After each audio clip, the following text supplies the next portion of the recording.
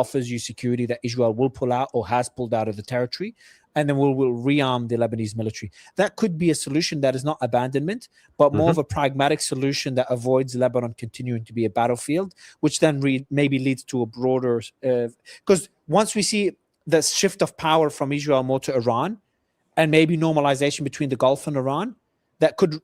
The indications of that working could begin in Lebanon, which is that main battlefield of the proxies. Not sure if that makes sense. Yeah. No, look, Lebanon is such a tragic country in terms of, I mean, it's always been caught in the middle between different competing forces. I mean, back in the 80s, you had Bashar Assad in Syria, and his father Hafez first, and then it was Hafez at the time, I guess, was the big problem.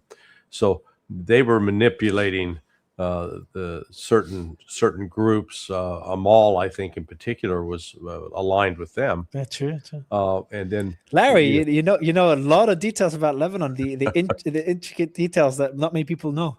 Yeah, well, when you look at the divisions that have torn it apart, and man, if Lebanon could find a way to reconcile internally, they would actually then it would be an island of some stability in the region.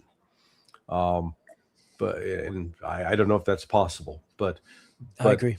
But today Lebanon is probably in the weakest condition that it ever has been, and over the years, in the 1980s, Hezbollah, let's call them more. I'll say they're more of a criminal outfit. I mean, they were a militant.